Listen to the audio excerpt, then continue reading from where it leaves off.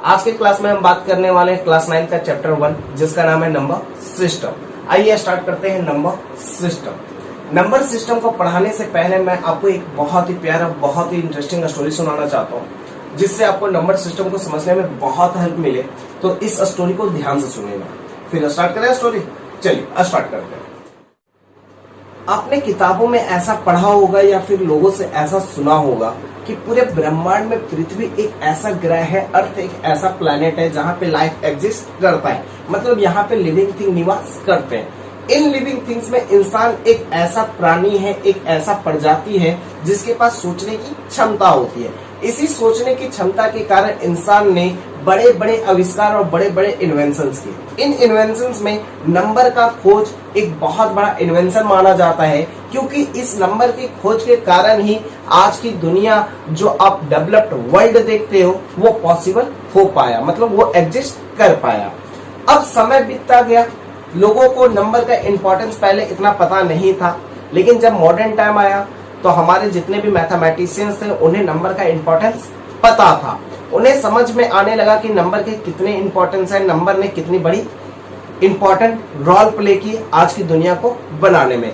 तो लोगों के अंदर ये भी इच्छा हुई कि ये भी जाने कि ये नंबर आया कहाँ से, किसने इस नंबर का खोज किया सबसे पहले, कहाँ पे ये नंबर सबसे पहले मिला। हमारे मैथमेटिशियंस ने जब रिसर्च करना स्टार्ट किया तो उन्हें बहुत सारी सफलता और कुछ निराशाएं हाथ लगी। सफलता ये थी कि उन्हें ये पता चल सका कि दुनिया को सबसे पहले जो नंबर का प्रमाण मिला वो बेबीलोनिया से मिला।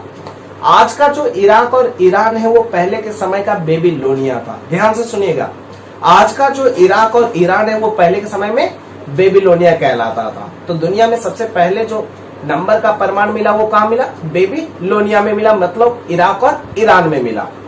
विफलताएं क्या थी, निराशाएं क्या थी? निराशाएं ये थी कि दुनिया को कभी ये ना पता चल सका कि इस नंबर का आविष्कार किसने किया था, इस नंबर की खोज किसने की थी, मतलब दुनिया को इस नंबर से इंट्रोड्यूस किसने करवाया था, ये दुनिया को कभी पता ना चल सका। अब क्वेश्चन ये आता है कि ये नंबर कौन कौन से थे जिनका प्रमाण हमें सबसे पहले बेबीलोनिया में मिला।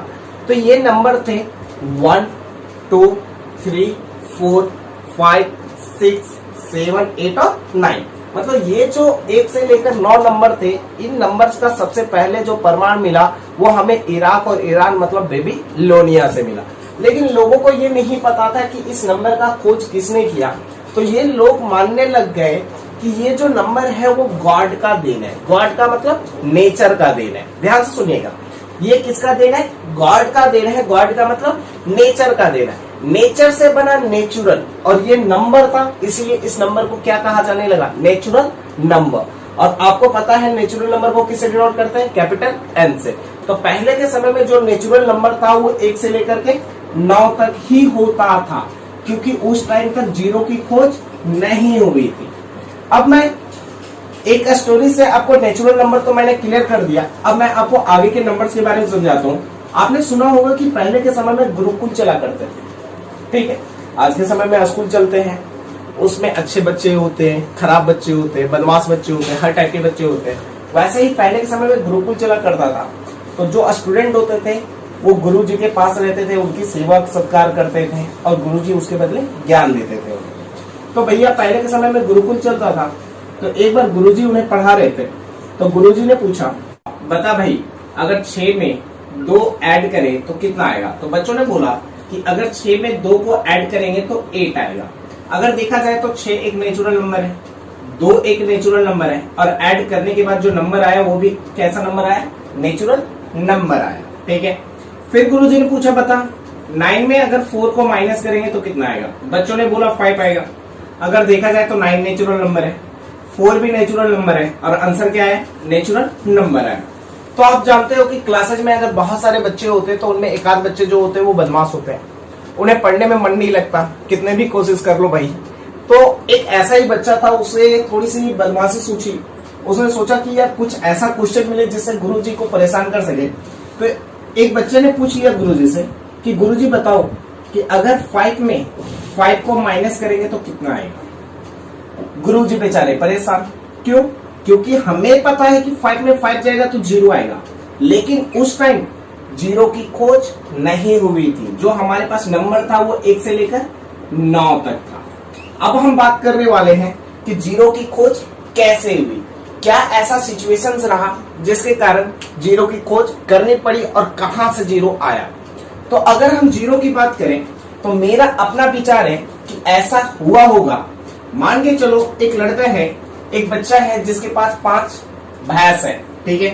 5 भैंस है, पहली साल ठंड पड़ती है और 2 भैंस शहीद हो जाता है, ठीक है। तो अब अगर पूछा जाए इस व्यक्ति से कि भैया तू बता दे तेरे पास कितना भैंस बचा, तो वो 5 में से 2 भैंस को घटाएगा और बोलेगा कि अब जो हमारे पास भैंस बचे वो कितने बचे, 3 बचे। अब क्या हुआ कि अगले साल फिर से ठंड पड़ा। अगले साल जब ठंड पड़ा तो तीनों के तीनों भैंस निकल लिए भैया, पहली फुर्सत में निकल लिए। अब तीनों के तीनों निकल लिए।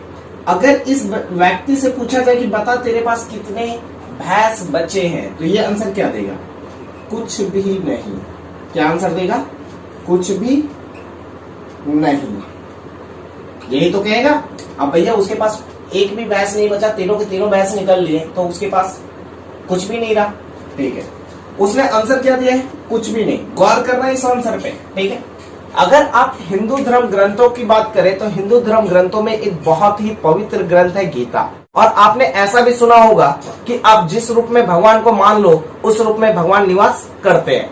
अब आज के समय में भगवान राम या भगवान कृष्ण का जो फोटो देखते, जो तस्वीर देखते, वो ओरिजिनल तस्वीर नहीं है, वो किसी इंसान ने एज्यूम किया है। जबकि हम एक्चुअली ये जानते हैं, हमारे ग्रंथों में ये लिखा है कि भगवान का कोई आकार नहीं होता। ध्यान से सुनिएगा, आप जिस रूप में मान लो भगवान उस रूप में निवास करते हैं।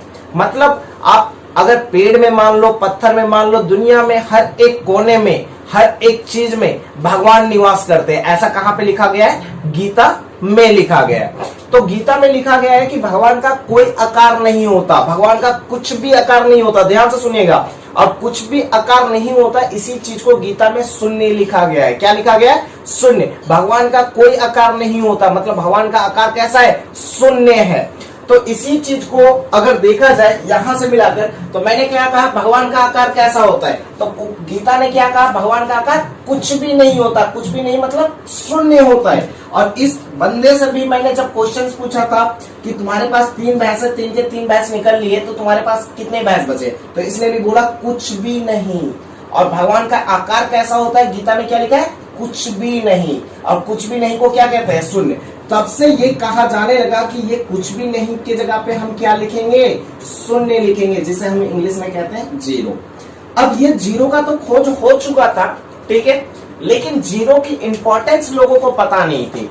तो आपने ऐसा भी सुना होगा कि जीरो की खोज जो है वो आर्यभट्ट ने किया, जबकि एक्चुअली ऐसा नहीं है, रियलिटी ऐसा नहीं है। एक्चुअली जीरो के बारे में हमारे हिंदू धर्म ग्रंथों से, मतलब गीता से मिला है ये। आर्यभट्ट ने क्या किया था, आर्यभट्ट ने सबसे पहले जीरो की वैल्यू को एक्सप्लेन किया था। आर्यभट्ट दुनिया के पहले इंसान थे जिन्होंने दुनिया को बताया था कि जीरो की इंपॉर्टेंस क्या होती है। आपने ऐसा सुना होगा कि अगर कोई पेरेंट्स है जिनके बच्चे नहीं होते तो वो बच्चे को गोद ले लेते हैं, लेकिन ये एक ऐसा बच्चा है जिसने अपने माँ बाप को ही गोद ले लिया। मतलब लोगों से पूछा जाता है कि जीरो का पिता कौन है, जीरो का फादर कौन है, तो लोग क्या कहते हैं, आर्यभट्ट। जबकि आर्यभट्ट ने इसकी वैल्यू को एक्सप्लेन किया था। ध्यान रखिएगा ये बात है, ठीक है। अच्छा, जीरो की खोज तो हो चुकी थी। अब जीरो की खोज होने के बाद लोगों ने क्या कहा कि जो नेचुरल नंबर है क्या वो 9 तक रहेगा, नहीं। नेचुरल नंबर जो था 9 से आगे बढ़ गया, मतलब 10 हो गया, 11 हो गया, 12 हो गया, dot dot dot dot dot infinity तक पहुंच गया। मतलब पहले के समय में नेचुरल नंबर 1 से लेकर 9 तक था, लेकिन अब के समय में नेचुरल नंबर 1 से लेकर इन्फिनिटी तक है। क्यों, क्योंकि जीरो की खोज हो चुकी थी। तो ध्यान रखिएगा, जीरो की खोज के बाद जो नेचुरल नंबर था वो 1 से लेकर इन्फिनिटी तक हो गया, ठीक है। आपसे एक और क्वेश्चन पूछा जा सकता है कि सबसे स्मॉलेस्ट नेचुरल नंबर कौन है, तो ध्यान रखिएगा सबसे स्मॉलेस्ट नेचुरल नंबर 1 है, ठीक है।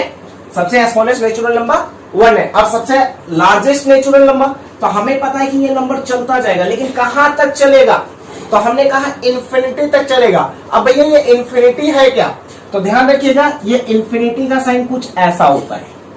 ये इन्फिनिटी का साइन है। ये किसका साइन है, इन्फिनिटी का, अनंत का।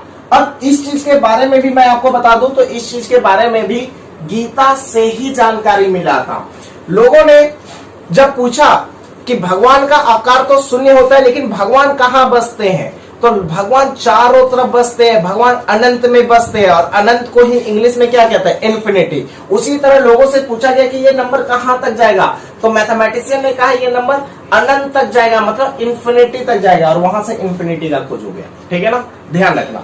अच्छा, अब जीरो की तो खोज हो चुकी थी। अब जीरो की खोज होने के बाद गुरुजी ने आंसर भी दे दिया कि 5 में 5 गया तो बच्चा कितना, 0।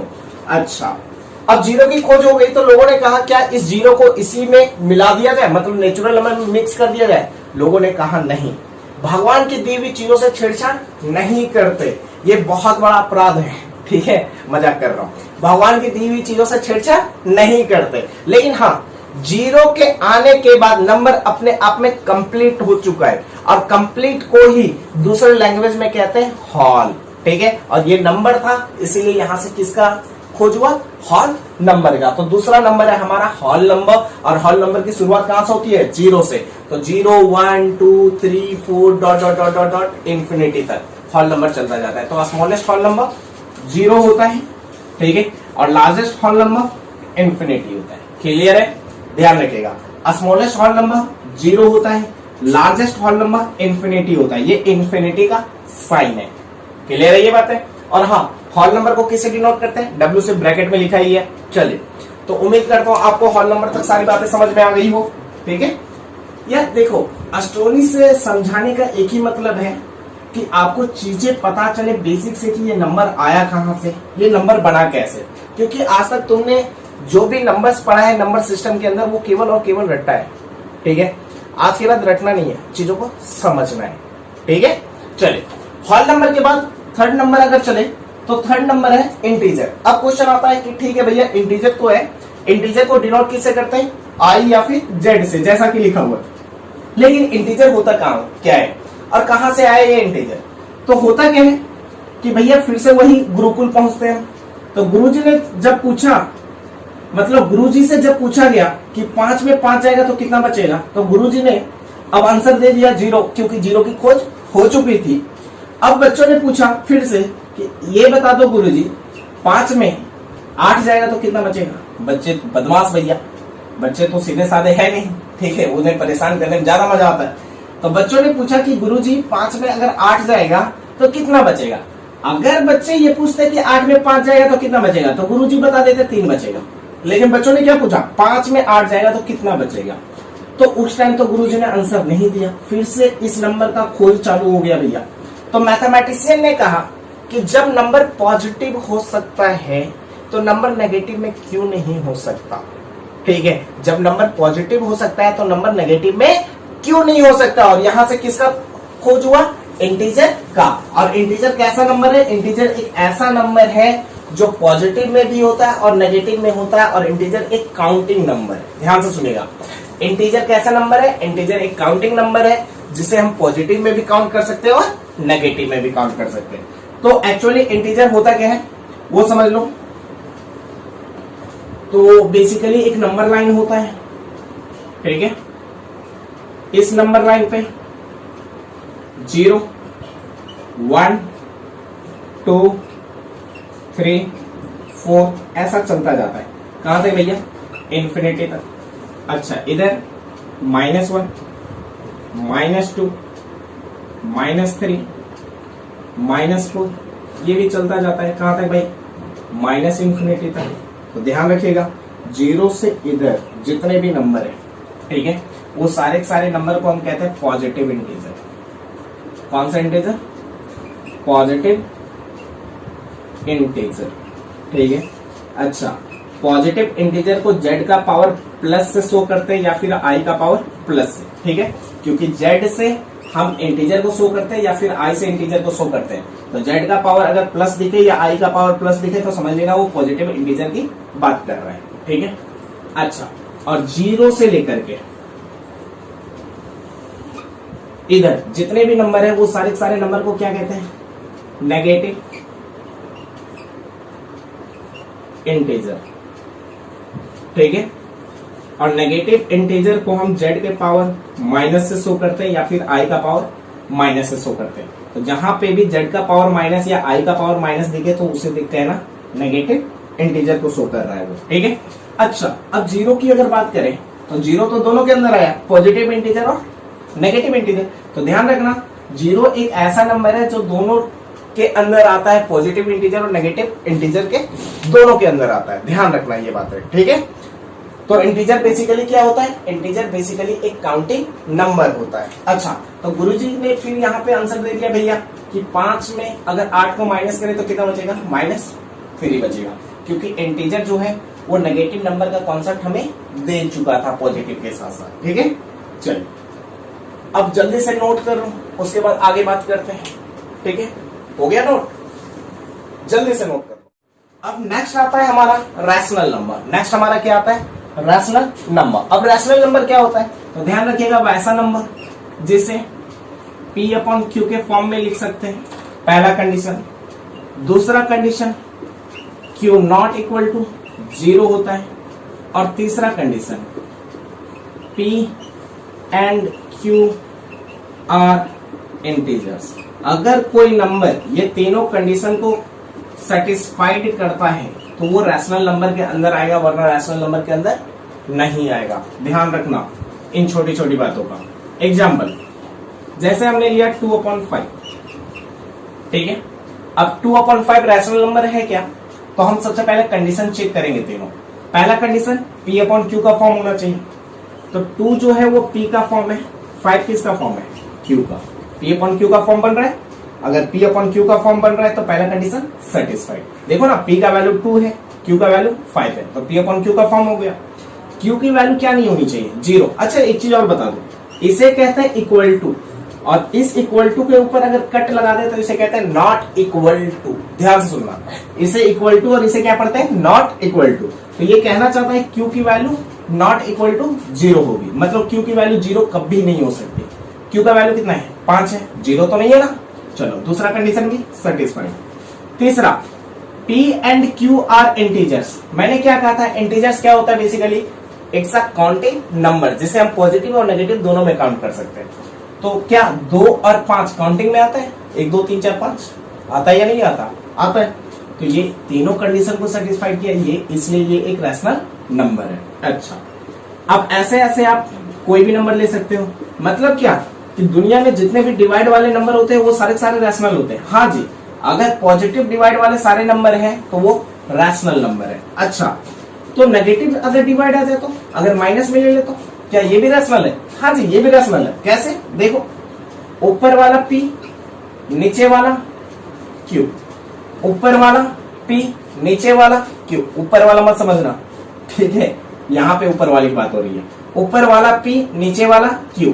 P/Q का फॉर्म बन रहा है, पहला तो यही है। हाँ भाई, बन रहा है। Q का वैल्यू कितना चल रहा है? 2। Q का वैल्यू क्या नहीं होना चाहिए? 0। 0 तो नहीं है, 2 है, मतलब दूसरा condition satisfied. P and Q are integers. Integers मतलब काउंटिंग नंबर। ये तो कहा था जो पॉजिटिव और नेगेटिव दोनों में काउंट हो सकता है। तो नेगेटिव में अगर कोई काउंट करने बोले तो क्या काउंट करोगे? -1, -2, -3 ऐसे काउंट करोगे। -1 तो आ गया काउंटिंग में। अच्छा, पॉजिटिव में काउंट कैसे करते हो? 1 2 3 4, तो 2 भी आ गया काउंटिंग में। मतलब ये इंटीजर है, जो भी नंबर पॉजिटिव और नेगेटिव में काउंटिंग में आता है वो इंटीजर होता है। तो ये तीनों कंडीशन सेटिस्फाइड किया, इसलिए ये एक रैशनल नंबर है।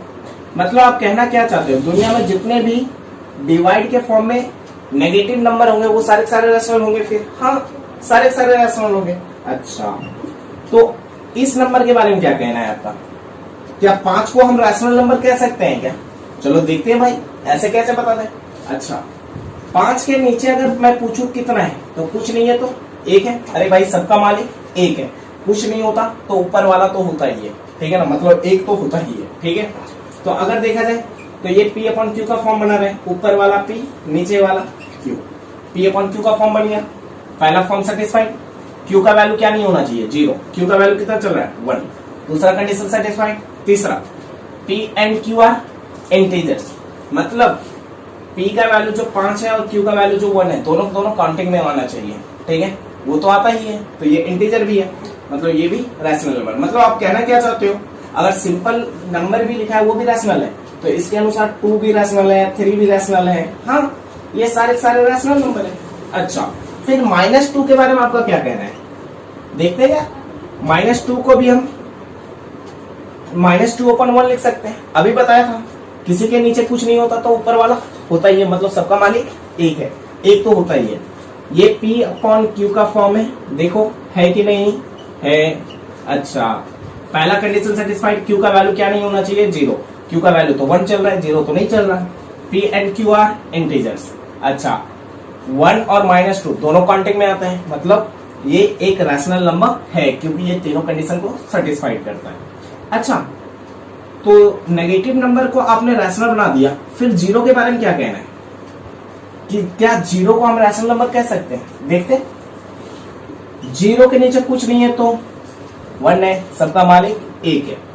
ये P, ये Q, P/Q का फॉर्म बना, P/Q का फॉर्म बना, मतलब पहला कंडीशन सेटिस्फाइड।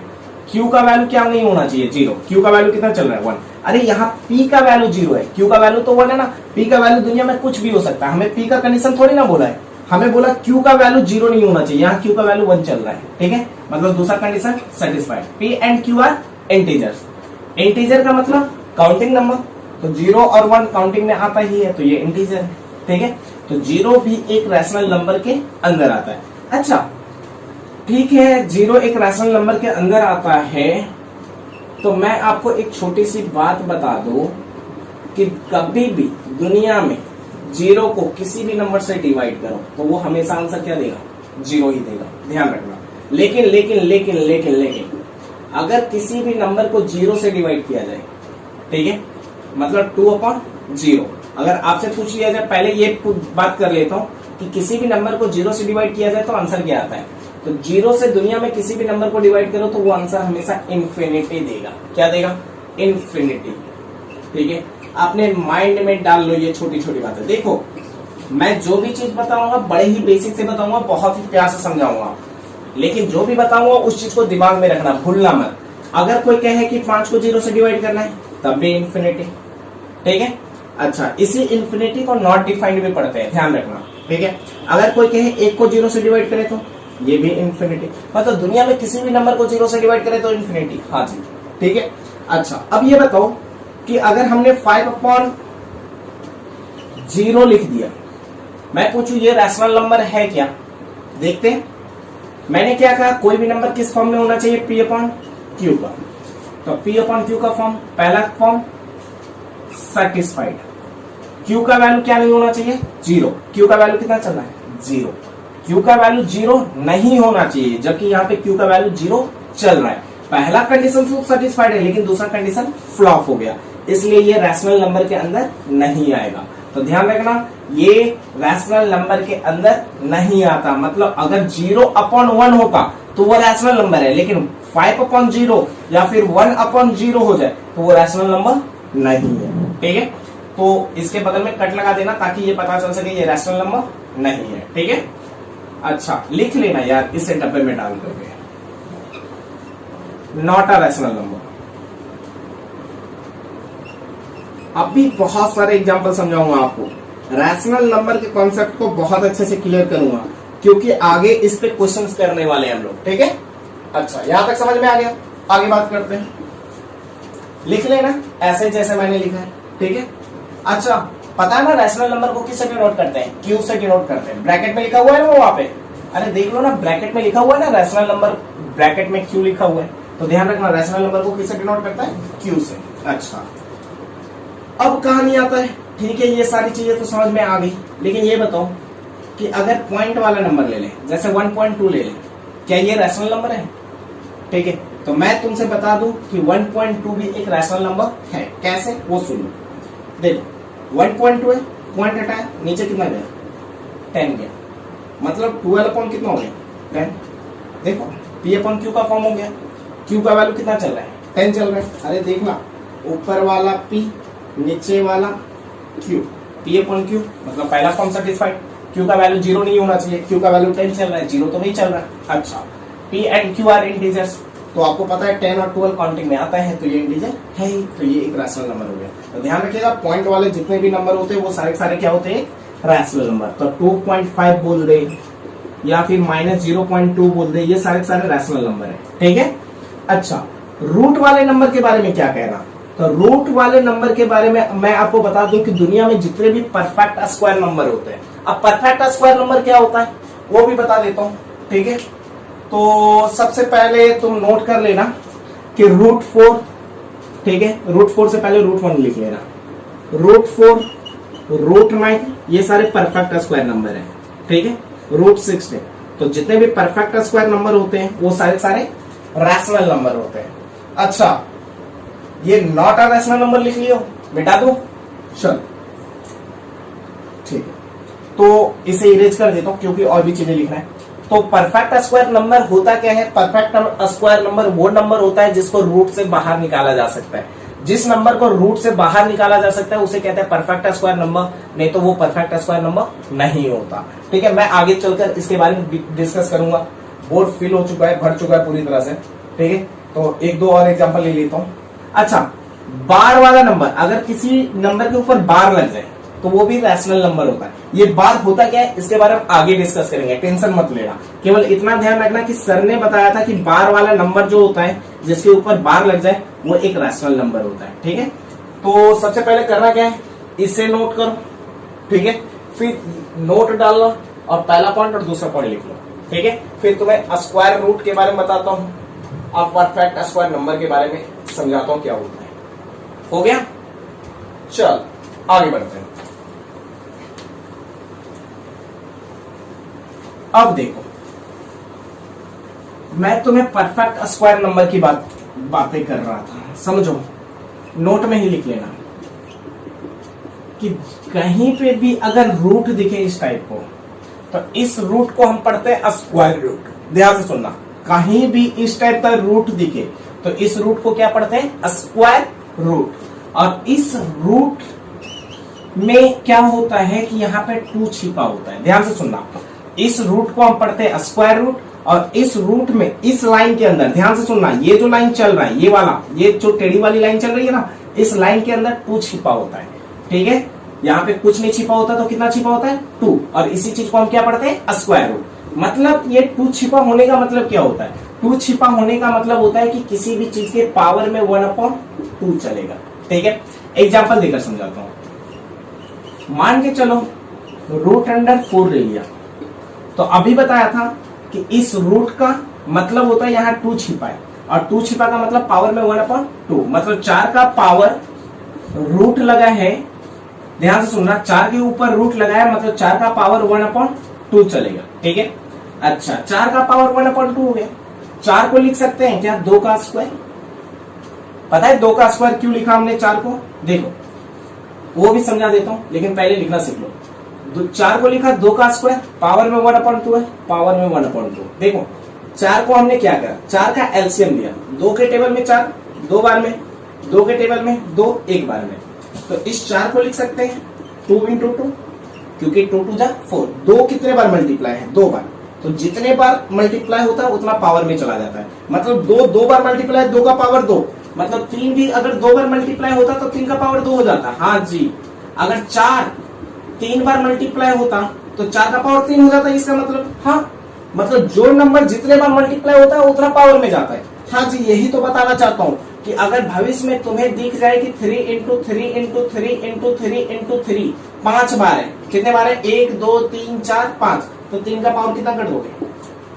5। ठीक है ना, तो हमने वही करा है कि ये जो 4 था, 4 को हम लिख सकते हैं 2 × 2, और 2 2 बार है इसलिए इसे लिखा 2 का स्क्वायर। तो इस 4 की जगह पे हमने लिखा 2 का स्क्वायर। उम्मीद करता हूं समझ में आ गया हो। अच्छा, 2 का स्क्वायर है, 2 का स्क्वायर रहने दिया। अच्छा, एक बात क्लियर कर दो, 2 का स्क्वायर जब लिखते हैं ना तो पावर में लिखते हैं, मतलब ये जो नीचे वाला 2 खत्म होता है उसके ऊपर स्टार्ट होता है। बहुत सारे बच्चे ऐसे लिखते हैं 2 का पावर 2। अरे ये 22 लग रहा है, 22 लग रहा है, ना कि 2 का पावर 2 लग रहा है। ये थोड़ा सा ऊपर ले जाओ, ऊपर ले जाओ। बोलने के बाद भी गलती मत करना, ठीक है ना, इन छोटी छोटी बातों का ध्यान रखना। अच्छा, 2 का पावर 2, 2 का पावर 2, ब्रैकेट का मतलब होता है मल्टीप्लाई, मल्टीप्लाई दिया 1/2 है, 1/2। देखो 2 मल्टीप्लाई में 2 डिवाइड में, 2 से 2 कैंसिल आउट, तो 2 का पावर कितना बचा? 1 बचा, और 2 का पावर 1 कितना होता है जी? 2 होता है। तो रूट अंडर 4 था, इसे हमने क्या लिखा 2 लिखा, ठीक है। अच्छा फिर रूट अंडर 4 को हम ऐसे भी कर सकते हैं, कैसे भैया, देखो रूट अंडर 4 है, 4 को हमने लिखा 2 का स्क्वायर, लिख सकते हैं ना, अभी बताया 4 को 2 का स्क्वायर लिखते हैं। अच्छा लिख दिया, स्क्वायर से रूट कैंसिल आउट, क्योंकि बार बार रूट को हम 1/2 नहीं लिखते, हम लोग डायरेक्ट अप्रोच लगाते हैं कि 4 को लिखा 2 का स्क्वायर, स्क्वायर से रूट कट जाता है, बाहर कितना आया 2। और जिस नंबर को, ध्यान से सुनना, जिस नंबर को रूट से बाहर निकाला जा सकता है वैसे नंबर को कहते हैं परफेक्ट स्क्वायर नंबर। ध्यान से सुनना, जिस नंबर को स्क्वायर रूट से बाहर निकाला जा सकता है, इसे कौन सा रूट कहते हैं, स्क्वायर रूट। तो जिस नंबर को स्क्वायर रूट से बाहर निकाला जा सकता है उसे क्या कहते हैं, परफेक्ट स्क्वायर नंबर। तो रूट अंडर 4 एक परफेक्ट स्क्वायर नंबर है, ठीक है। अच्छा तो क्या सबको रूट से बाहर नहीं निकाला जा सकता, नहीं निकाला जा सकता, जैसे रूट अंडर 3 ले लो, अब 3 को तुम स्क्वायर के फॉर्म में कैसे लिखोगे, नहीं लिख सकते, ठीक है ना। जैसे 4 को लिखा 2 का स्क्वायर, 3 को कैसे लिखोगे, नहीं लिख सकते। तो जब लिख ही नहीं सकते तो इस नंबर को रूट से बाहर नहीं निकाल सकते, तो ये रूट 3 का रूट 3, तो ये परफेक्ट स्क्वायर नंबर नहीं है। और ये परफेक्ट स्क्वायर नंबर नहीं है, इसलिए ये एक रैशनल नंबर नहीं है। तो दुनिया में जितने भी परफेक्ट स्क्वायर नंबर होते हैं वो सारे रैशनल नंबर होते हैं। देखो अगर कोई कहता है रूट अंडर 4 रैशनल है या इरैशनल, तो अभी मैंने बताया कि रूट 4 को हम 2 लिखते हैं, मतलब इसकी वैल्यू 2 आएगी। 2 के नीचे कुछ नहीं है, 1 है। रैशनल नंबर के 3 कंडीशन, P/Q का फॉर्म होना चाहिए, जो दिख रहा है P/Q। Q का वैल्यू 0 नहीं होना चाहिए, Q का वैल्यू 1 चल रहा है, 0 तो नहीं है। P का वैल्यू और Q का वैल्यू क्या होना चाहिए, इंटीजर होना चाहिए। तो 1 और 2 तो काउंटिंग में आता है, मतलब इंटीजर है, तो ये एक रैशनल नंबर है। जबकि रूट 3 के देखा जाए तो रूट 3 के नीचे कुछ नहीं है, तो क्या है 1 है, तो ये भी P/Q के फॉर्म में हो गया ना। तो पहला कंडीशन सेटिस्फाइड। दूसरा कंडीशन, Q का वैल्यू 0 नहीं होना चाहिए, Q का वैल्यू कितना चल रहा है 1 चल रहा है, 0 तो नहीं चल रहा है, दूसरा कंडीशन सेटिस्फाइड। तीसरा कंडीशन क्या है, P and Q are integers. Integer मतलब काउंटिंग नंबर, काउंटिंग में 1 आता है लेकिन रूट 3 आता है क्या, नहीं आता, तो इसलिए ये एक रैशनल नंबर नहीं है। तो ध्यान रखना, जिस नंबर को रूट से निकाला जा सकता है वो एक रैशनल नंबर होता है, ठीक है। जिस नंबर को रूट से नहीं निकाला जा सकता वो रैशनल नंबर नहीं होता है। तो आपको रूट का मतलब समझ में आ गया कि स्क्वायर रूट होता है और इसका मतलब क्या होता है। अच्छा इसके साथ साथ एक चीज और समझा देता हूं, लगे हाथ। अगर यहाँ पे 3 छिपा हो, ठीक है, तो इसे कहते हैं क्यूब रूट। तो इसका मतलब होता है पावर में 1/3, ठीक है, पावर में 1/3। पहले नोट कर लो, फिर एग्जांपल देकर समझाता हूं। हो गया नोट, चल देखो इसका एग्जांपल यहां पे दे दो। रूट अंडर 8 दिया हुआ है, सॉरी क्यूब रूट में 8 दिया हुआ है, ये जो 3 है वो लाइन के अंदर छिपा होना चाहिए, ध्यान रखना, ठीक है। अच्छा तो अभी बताया कि इसका मतलब क्या होता है भैया, कि यहां अगर 3 छिपाया था, पावर में 1/3 चल रहा है। 8 को जब तोड़ोगे तो 8 का एलसीएम लोगे तो 2 गुने 2 गुने 2 में टूटेगा। देखो 2 दूनी 4, 4 दूनी 8, ठीक है। अच्छा तो 2 कितने बार आया भैया, 2 तो 3 बार आया, 1 बार 2 बार 3 बार, तो इस 8 को लिखा 2 का पावर 3, हॉल का पावर 1/3 है, ठीक। ब्रैकेट हटाओ, ब्रैकेट हटाया तो आपको पता है मल्टीप्लाई होगा, 3 डिवाइड में 3 मल्टीप्लाई में कट गया। 2 का पावर कुछ नहीं है, 1 है, 2 का पावर 1 क्या होता है, तो समझ में आ गया ना। तो ध्यान रखना, इसे कहते हैं क्यूब रूट और इसे कहते हैं स्क्वायर रूट, ठीक है। अच्छा क्यूब रूट में 3 दिखेगा ही दिखेगा, लेकिन स्क्वायर रूट में 2 नहीं दिखेगा, वो सिंपल ऐसे लिखा होता है, ठीक है। बहुत बात, चलो भाई इन छोटी छोटी बातों के बारे में मैंने आपको समझा दिया है, बड़े डिटेल से, बड़े ही बेसिक से। अच्छा तीसरा पॉइंट लिख लेना यार, कि अगर यहाँ पे n छिपा है तो पावर में 1/n हो जाएगा, सिंपल सी बात है, ठीक है। n का मतलब कुछ भी हो सकता है, जैसे यहाँ पे 5 छिपा है तो पावर में 1/5 हो जाएगा, ठीक है। अगर यहाँ पे 12 छिपा है तो पावर में 1/12 हो जाएगा। और ध्यान रखना, बहुत इंपॉर्टेंट बात बता रहा हूं, जिस नंबर को रूट से बाहर निकाला जा सकता है, फिर से सुनो, जिस नंबर को रूट से बाहर निकाला जा सकता है उस नंबर को हम रैशनल नंबर के अंतर्गत रखते हैं, मतलब रैशनल नंबर के अंदर रखते हैं, वो चाहे स्क्वायर रूट वाला हो चाहे क्यूब रूट वाला हो, ठीक है ना। ऐसा मत समझना कि केवल परफेक्ट स्क्वायर नंबर ही आता है रैशनल नंबर के अंदर। दुनिया के सारे नंबर आते हैं जिस नंबर को रूट से बाहर निकाला जा सकता है वो रैशनल नंबर के अंदर आते हैं, और जिसको रूट से नहीं निकाला जा सकता वो रैशनल नंबर नहीं है, ठीक है। अच्छा, एक और काम की बात बता दूं, फोर्थ नंबर सीख रहे हो तो ये भी सीख लो, 3√8 इसमें, और पहला पॉइंट ये और इसी का दूसरा पॉइंट √8 और यहाँ पे 3 छिपा है, दोनों में अंतर होता है। अगर लाइन के अंदर 3 लिखा है, ये लाइन के अंदर है, तो इसका मतलब होता है 8 का पावर 1/3 चल रहा है, ध्यान रखना। और लाइन के बाहर 3 है, मतलब 3 जो है वो मल्टीप्लाई है किसमें, √8 में, ठीक है। तो दोनों में अंतर करना सीखो कि लाइन के अंदर जब 3 होता है तो क्या होता है, बाहर होता है तब क्या होता है। उम्मीद करता हूं तुम्हें अच्छे से समझ में आ गया है। जल्दी से इसे नोट कर लेना, ये काम के पॉइंट्स हैं। हाँ, नोट्स हमेशा साफ साफ बनाना, क्लियर बनाना, क्योंकि अगर नोट्स आपके पास नहीं है ना तो आपके पास कुछ नहीं है। एक स्टूडेंट की सबसे बड़ी कमाई होती है उसकी नोट्स, ठीक है, और पूरे साल की मेहनत होती है वो आपकी। तो नोट्स को बड़ा साफ साफ बनाना, अच्छे से बनाना। मैं आपको पूरा नंबर सिस्टम पढ़ाऊंगा और बहुत ही बेसिक से पढ़ाऊंगा, बहुत ही तरीके से पढ़ाऊंगा। आपने आज तक ऐसे नंबर सिस्टम नहीं पढ़ा होगा, किसी ने आपको नहीं पढ़ाया होगा, ठीक है ना।